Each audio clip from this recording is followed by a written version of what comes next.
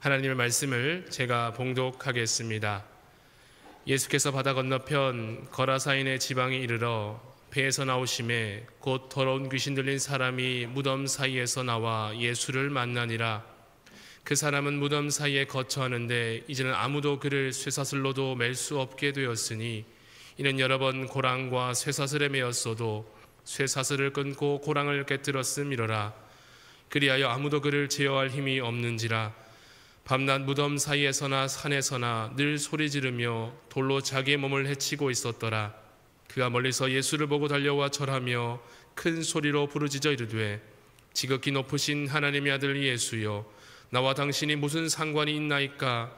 원하건대 하나님 앞에 맹세하고 나를 괴롭히지 마옵소서 하니, 이는 예수께서 이미 그에게 이르시기를 더러운 귀신아 그 사람에게서 나오라 하셨음이라.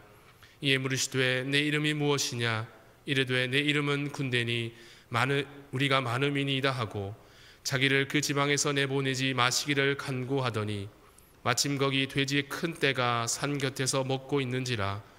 이에 간구하여 이르되 우리를 돼지에게로 보내어 들어가게 하소서 하니 허락하신데 더러운 귀신들이 나와서 돼지에게로 들어가매 거의 2,000마리가 되는 떼가 바다를 향하여 피탈로 내리다라 바다에서 몰사하거늘 치던 자들이 도망하여 읍내와 여러 마을에 말하니 사람들이 어떻게 되었는지를 보러 와서 예수께 이르러 그 귀신 들렸던 자 곧 군대 귀신 집혔던 자가 옷을 입고 정신이 온전하여 앉은 것을 보고 두려워하더라. 이에 귀신 들렸던 자가 당한 것과 돼지의 일을 본 자들이 그들에게 알림해 그들이 예수께 그 지방에서 떠나시기를 간구하더라. 예수께서 배에 오르실 때에 귀신 들렸던 사람이 함께 있기를 간구하였으나 허락하지 아니하시고 그에게 이르시되 집으로 돌아가 주께서 내게 어떻게 큰 일을 행하사 너를 불쌍히 여기신 것을 내 가족에게 알리라 하시니 그가 가서 예수께서 자기에게 어떻게 큰 일을 행하셨는지를 대가 멀리에 전파하니 모든 사람이 놀랍게 여기더라. 아멘.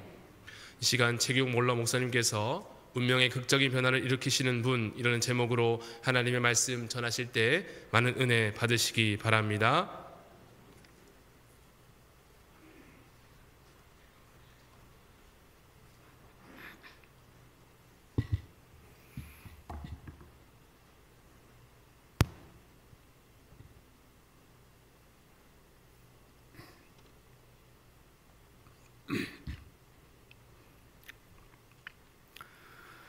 오늘 우리가 읽은 본문 말씀을 통해 마가복음의 저자는 우리에게 한 불행한 사람의 이야기를 소개하고 있습니다.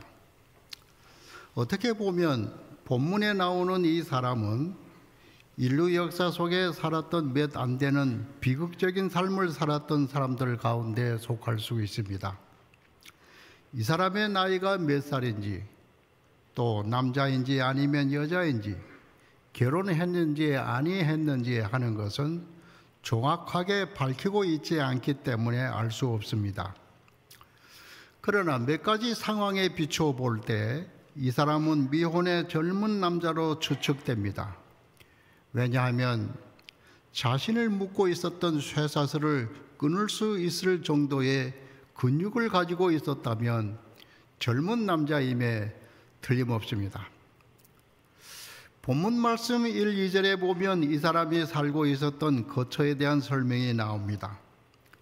이 사람이 살았던 동네는 거라사인 지방의 어느 산골 마을인 것 같습니다. 이 사람이 살고 있었던 집은 흔히 요즘 이 세상 사람들이 동경하는 시골의 산 좋고 공기 좋고 물 맑은 그러한 조용한 별장과 같은 곳이 아닙니다. 이 사람은 동네에서 좀 멀리 떨어진 산속 공동묘지 사이에 거처를 두고 살았습니다. 여러분, 무덤들이 즐비한 산속 무덤 사이에 천막을 치고 사는 사람이 있다고 생각해 보세요. 밤이 되면 얼마나 무섭겠습니까? 생각만 해도 끔찍하고 소름이 끼치지 않을 수 없습니다. 그런데 본문 3, 4절의 기사를 보면 이 사람을 사람들이 쇠사슬로 묶어 놓았다는 것입니다. 물론 사람들이 이 사람을 쇠사슬로 묶고 무덤 사이에 가두어 놓았다고 하는 이야기가 아니고, 이 사람을 쇠사슬로 묶고 마을에 가두어 놓으면 그것을 끊어버리고 산속 무덤 사이에 살면서 먹고 자고 하면서 고래고래 고함을 지르면서 혹 지나가는 사람들을 놀라게 했다고 하는 것입니다.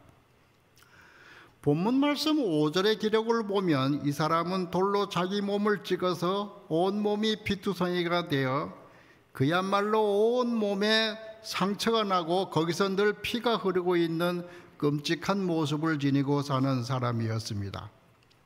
그러니 가족들도 더 이상 이 사람을 제어할 수가 없어 그냥 바라만 볼 수밖에 없는 상황이었습니다. 이 사람이 예수를 만나게 되고 치료받고 온전한 정신을 회복하고 나서 나중에 예수를 증거하는 한 사람의 전도인이 되었던 것입니다.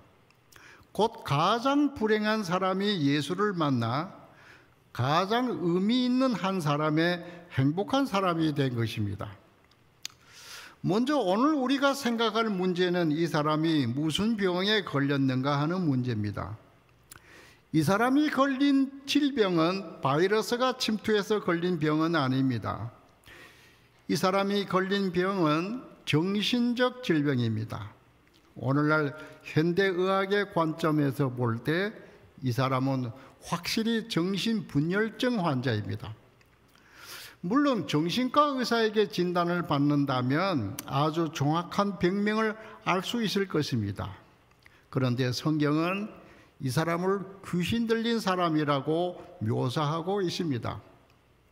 오늘날 현대의학에서 정신과 의사가 환자를 진찰할 때 귀신 들렸다고 진단하지 않습니다. 모든 정신질환의 원인과 그에 따른 치료는 놀라울 정도로 과학적이며 또한 약물 치료도 놀라울 정도로 잘 발달되어 있습니다. 그리고 그 정신치료의 원리는 인간은 물질과 정신이 완벽하게 조화를 이루고 있기 때문에 정신이 육체에 영향을 미치고 있고, 또 이번에는 그 반대로 물질이 정신에 영향을 미치고 있다는 것입니다. 인간을 구성하고 있는 물질과 정신은 서로 상호작용을 하고 있기 때문에 물질로 정신을 통제할 수 있다고 믿고 있습니다.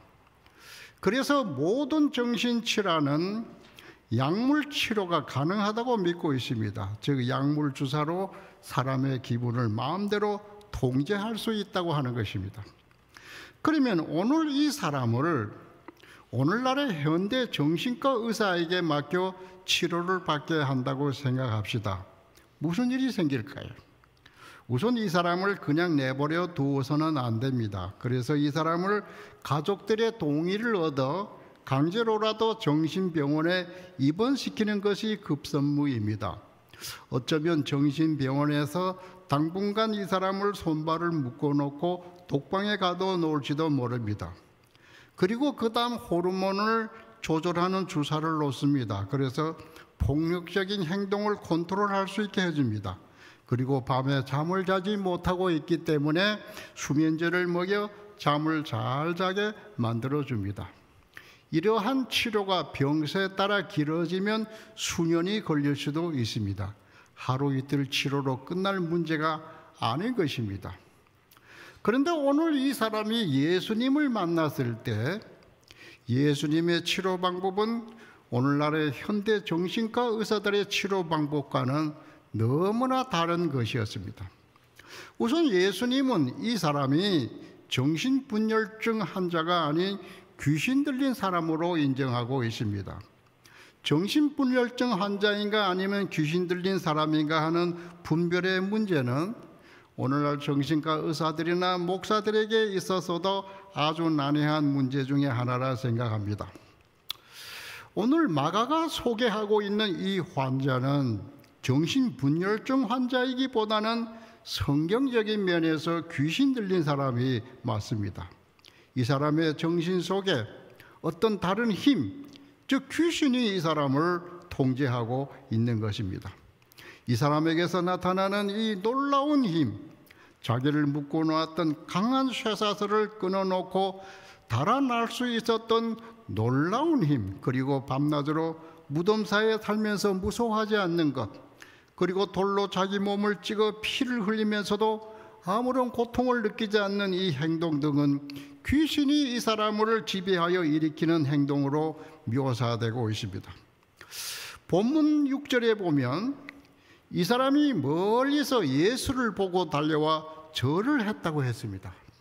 그리고 하는 말이 지극히 높으신 하나님의 아들 예수여 했습니다. 여기서 마가복음서의 저자인 마가는 아주 난해한 기독론적인 문제를 제기하고 있습니다. 그것은 예수가 과연 누구인가 하는 문제입니다. 예수님에 대한 인식의 문제입니다. 예수가 하나님의 아들인 것을 당시 사람들은 물론 예수님의 제자들까지도 모르고 있는데 이 귀신 들린 사람이 어떻게 알 수 있는가 하는 문제입니다. 예수가 하나님의 아들이라고 하는 이 인식은 예수의 제자들도 예수님께서 십자가에 달려 죽으신 후 부활하신 다음에 그 부활하신 예수님을 직접 만나보고 난 후에야 알게 된 사실입니다. 예수는 부활하심으로 하나님의 아들로 인정되신 것입니다. 그런데 이 거라사인 지방에 살고 있던 이름 모를 한 광인의 입에서 하나님의 아들 예수여 라고 하는 신앙 고백이 나온 것입니다. 사실 귀신의 입에서 나온 하나님의 아들 예수라고 하는 인식은 예수님께서 사탄에게 시험 받으실 때 사탄의 입에서 난 고백이기도 합니다. 예수님께서 공생애를 시작하기 전 맨 먼저 사탄이 나타나 예수님을 시험할 때 사탄은 네가 만일 하나님의 아들이거든 이런 조건을 달고 예수님을 시험한 것입니다. 마태복음 4장 3절에 보면 사탄은 말하기를 내가 만일 하나님의 아들이거든 명하여 이 돌들이 떡덩이가 되게 하라고 했습니다. 예수님께서 대답하여 이르시되 사람이 떡으로만 살 것이 아니요 하나님의 입으로부터 나오는 모든 말씀으로 살 것이라고 하셨습니다. 또 사탄은 예수님을 시험하기를 예수님을 성전 꼭대기에 세우고 네가 만일 하나님의 아들이거든 뛰어내리라고 하였습니다. 그리고 이어서 높은 산 꼭대기에 데리고 가서 천하만국과 그 영광을 보여주면서 내게 엎드려 경배하면 이 모든 것을 내게 주리라고 했습니다. 이것을 사탄과 예수님과의 영적 전투라고 말합니다. 이런 영적 전투가 오늘 본문에서 시작되고 있는 것입니다. 귀신은 지극히 높으신 하나님의 아들 예수여 나와 당신이 무슨 상관이 있나이까 하고 묻고 있습니다. 여기서 사탄의 왕국과 예수님의 왕국 사이에 커다란 갭이 있는 것을 보게 됩니다. 사탄의 왕국은 그를 따르는 자들을 결국 멸망시키는 것이 목적이지만 예수님의 왕국은 그를 따르는 자들을 치료하여 온전케 하며 영생의 복을 주는 것이 그 목적입니다. 이런 면에서 사탄의 목적과 예수님의 목적은 다를 수밖에 없는 것입니다. 예수라고 하는 이름 자체가 목적을 가지고 있어요. 예수님께서 태어나실 때 천사가 말씀하시기를 마태복음 1장 21절에 아들을 낳으리니 이름을 예수라 하라. 이는 그가 자기 백성을 그들의 죄에서 구원할 자이심이니라 하셨습니다. 예수라고 하는 이름 자체가 공동체를 의미합니다. 즉 예수라고 하는 이름은 그 예수가 구원받아야 할, 치료받아야 할 자기 백성들을 가지고 있다고 하는 것입니다. 종교개혁자인 마틴 루터는 예수님과 그의 백성들과의 연결고리를 죄라고 설명하면서 그리스도께서 우리의 의를 위해서 죽으신 것이 아니요 우리의 죄를 위해서 자신을 희생하셨다고 했습니다. 그러므로 예수 그리스도와 그의 백성들을 연결해 주는 고리는 그들의 선함이 아니라 그들의 악함이며 그들의 공로가 아니라 그들의 비참함입니다. 오늘날 우리 그리스도인들도 마찬가지입니다. 그리스도와 나와의 관계는 나의 승리가 아니요 나의 넘어짐이며 나의 부유함이 아니라 나의 가난함입니다. 주께서 나를 찾아오시면 나의 아름다움을 칭찬하시고자 함이 아니라 나의 추함을 씻어주시기 위함입니다. 즉 예수는 의인들을 부르러 온 것이 아니요 죄인들을 부르기 위해 오셨고, 건강한 자들을 부르러 오신 것이 아니라 병든 자들, 귀신 들린 자들을 치료하기 위해서 오셨다는 것입니다. 그러므로 우리는 이렇게 고백할 수 있습니다. 예수께서 나에게 오심은 나의 의로움 때문이 아니라 나의 죄 많음 때문이요, 나의 강함 때문이 아니라 나의 약함 때문이며, 나의 지혜로움 때문이 아니라 나의 무지 때문이라. 마태복음 9장 12절에 주님께서 말씀하시기를 건강한 자에게는 의사가 쓸데없고 병든 자에게라 쓸데있느니라. 또 9장 13절에 나는 의인을 부르러 온 것이 아니요 죄인을 부르러 왔노라. 사탄은 예수님에게 자신이 행하고 있는 일을 방해하지 말라고 말합니다. 그러나 이미 예수님께서 그 귀신을 향하여 이 사람에게서 나오라고 명령하셨습니다. 예수님의 이 명령은 천지를 창조하신 창조주의 명령이었습니다. 오늘 이 본문 말씀을 통하여 마가는 이 예수님의 명령이 얼마나 큰 권능을 가지고 있었는지를 8절에서부터 11절에 구체적으로 설명하고 있습니다. 곧 군대라고 하는 이름을 가진 귀신들이 이 사람에게서 나와서 큰 돼지떼에게로 들어간 것입니다. 그 돼지떼들이 바다를 향하여 돌진하여 비탈에서 떨어져서 바다에 빠져 몰살당했다고 하는 것입니다. 결국 짐승들이지만 사탄의 정체를 잘 보여주는 것입니다. 사탄이 있는 곳에는 어디든 파괴와 멸망, 그리고 처참한 죽음이 기다리고 있는 것입니다. 그런데 오늘 우리가 이 본문 말씀을 잘 읽어보면 마가가 제기한 기독론의 문제가 여기서 끝나지 않고 그 다음 사건에서 이어지고 있습니다. 곧 예수가 어떻게 하나님의 아들이 될 수 있겠는가 하는 문제입니다. 마가는 이 문제에 대해서 두 가지 사건을 소개하고 있습니다. 첫째는 죽었던 회당장 야이로의 딸을 살려낸 기사입니다. 21절서부터 43절까지입니다. 그리고 둘째로 삽입 형식으로 12년 동안 혈류증을 앓던 한 여자의 병을 고치시는 사건입니다. 25절서부터 34절까지 말씀입니다. 먼저 해당장 야이로는 예수님이 계신 곳에 나와 자기 어린 딸이 죽게 되었으므로 와서 기도하여 살게 해달라고 간청하였습니다. 그러나 구체적으로 무슨 병에 걸려 죽게 되었는지 나오지 않습니다. 요즘 말로 암과 같은 무서운 병에 걸리지 않았을까 생각해 봅니다. 그런데 불행하게도 이 어린 소녀는 예수님이 그 해당장 집에 도착하기 전에 이미 숨이 넘어가 죽은 상태였습니다. 그 해당장의 집에서 사람들이 와서 그 어린 딸이 이미 죽었다고 하는 소식을 전했을 때 예수님은 두려워하지 말고 믿기만 하라고 말씀하셨습니다. 그리고는 그 죽은 소녀를 향해 내가 네게 말하노니 소녀야 일어나라 명령하시니 그 죽었던 소녀가 곧 일어나서 걸어 다녔다고 했습니다. 또 한 가지 사건, 곧 12년 동안 혈루증을 앓고 있던 한 여인의 치유 사건은 예수님께서 안수기도 하거나 또 치유를 명령하신 것이 아니었습니다. 이 혈루증은 요즘 자궁암과 같은 병입니다. 이 여인은 그동안 많은 의사를 만나 치료받았지만 병은 더욱 심해졌고 또 가지고 있던 재산마저 다 탕진해버리고 이젠 살 소망까지 잃어버린 비극적인 여인입니다. 이 여인은 몰래 예수님의 뒤로 다가가서 그 고독가를 살짝 만진 것입니다. 그런데 그 즉시 병이 나은 것입니다. 이 두 가지 치유 사건은 현대의학으로서도 도저히 설명되지 않는 기적입니다.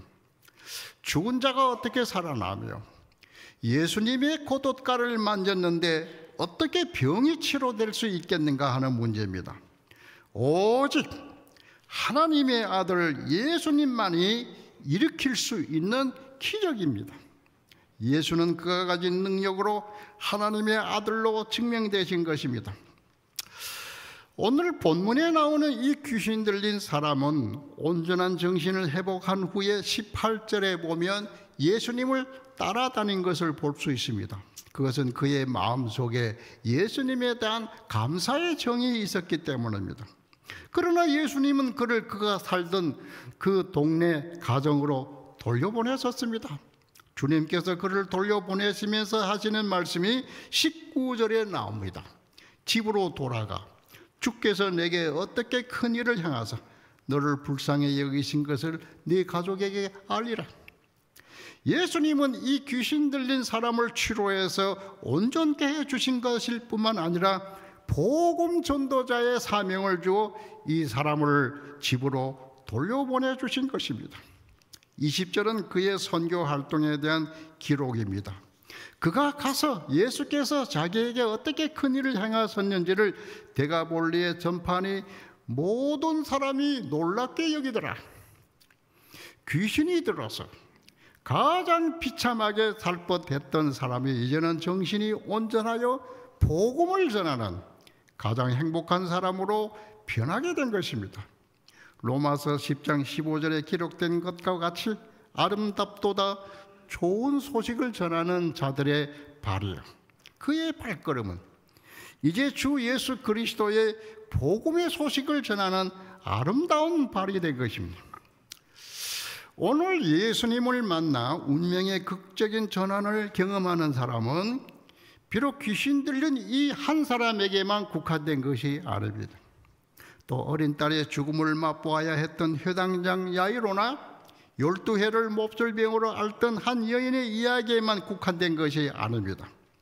가장 비참하게 살 뻔했던 사람이 가장 행복한 사람으로 변화되는 이 사건은 오늘날 예수를 믿는 우리 모든 사람들에게도 일어나는 사건입니다. 그리스도인들이란 어떤 사람들입니까? 그리스도인들의 정체란 무엇입니까? 그들은 예수 그리스도를 만나 자신들의 지은 죄를 용서받고 병을 치료받고 운명의 극적인 변화를 체험하는 사람들입니다. 즉 가장 불행한 사람이 되었을지라도 가장 행복한 사람이 될 수 있다는 것입니다. 매년 3월 1일이 되면 소정교회가 창립 기념주일로 지키는 주일입니다.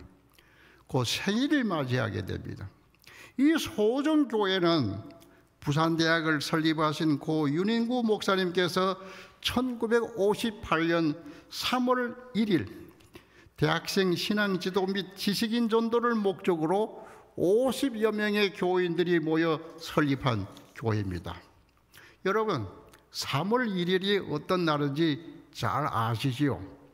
우리나라가 일제 식민지에서 해방되기 위해서 맨손으로 일어나 독립을 선언한 날입니다. 이날에 소정교회가 창립되었다고 하는 것은 매우 뜻깊은 일입니다. 고 윤인구 목사님은 소정교회만 세우신 것이 아니라 부산에 있는 광복교회도 세우셨습니다. 나라를 다시 찾은 기쁨이 얼마나 컸으면 3.1절에 소정교회를 세우시고 또 광복교회를 세우셨을까요? 그리고 소정교회를 오늘날의 교회로 부흥성장시키신 고 김두봉 목사님께서 이 소정교회의 부임에 오신 날이 1961년 3월 1일입니다. 목사님께서는 참으로 애국자이셨습니다. 그래서 자기 자신의 생일을 포기하시고 민족의 해방기념일인 8.15를 자신의 생일로 고치시고 이날에 생일 잔치를 열곤 하셨습니다. 제가 소정교회에 부임한 날짜는 1993년 10월 31일이었습니다. 그리고 2016년 12월 18일에 원로 목사로 초대받고 은퇴하였습니다.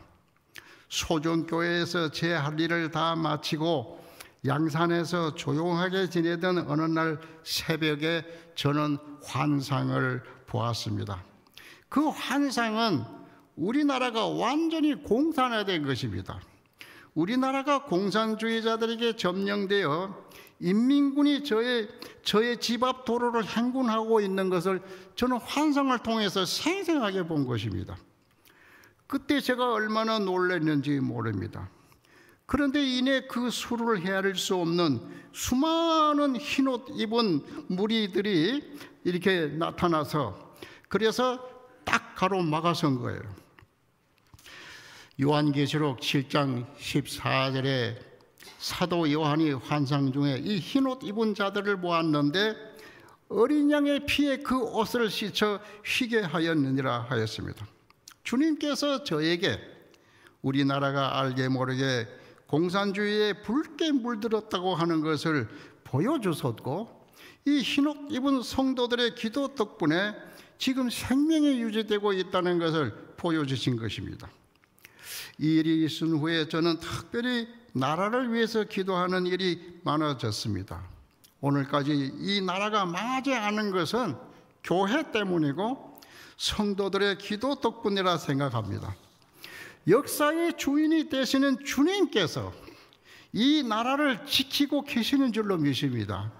주님께서 지금 빨갛게 물든 이 나라를 붙들고 계십니다. 저는 북한에서 아버지 어머니를 따라 피난을 온 사람입니다. 만일 내가 아직 북한에 살고 있다면 어떻게 되었을까요? 생각만 해도 끔찍한 일입니다. 또 내가 만일 목사가 되지 아니했다면 내가 지금 어떤 사람이 되었을까요? 아마 비참한 인생이 나를 기다리고 있을 것입니다. 그런데 예수님을 만나 운명의 극적인 변화가 저에게 있었고 오늘 여기서 예배드리는 여러분들에게 하나님의 말씀을 전하는 복음 전도자가 된 것입니다.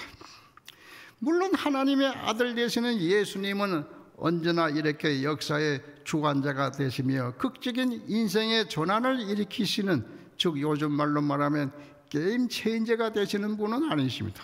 그분은 우리들의 가장 가까이 계셔서 날마다 펼쳐지는 우리들의 일상 생활 속에서 살아계십니다. 언제나 우리 옆에 살아계시는 분이십니다.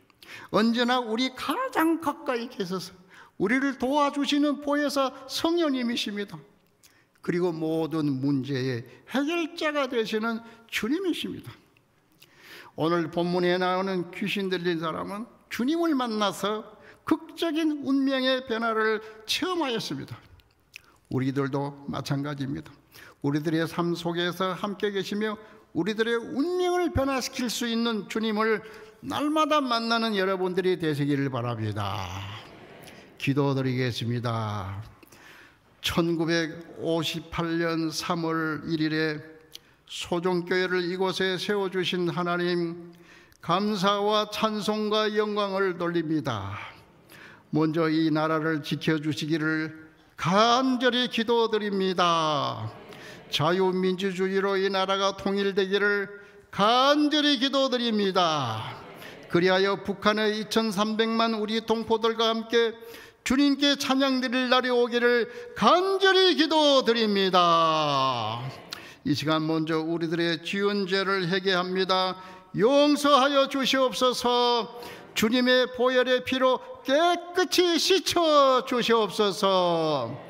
귀신 들린 자의 귀신을 쫓아내신 주님, 회당장 야요르의 딸을 살려내신 주님, 12해를 혈류증으로 앓던 여인의 병을 고쳐주신 주님, 이 시간 우리들을 치료하여 주옵소서.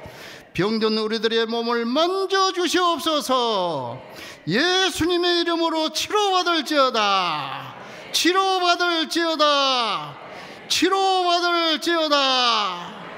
주여 치료하여 주옵소서. 우리들의 여러 가지 문제들을 해결받기 원합니다. 주여 해결하여 주시옵소서. 역사의 주인 되시며 문제의 해결자가 되시는 우리 주 예수 그리스도 이름으로 기도드립니다. 아멘.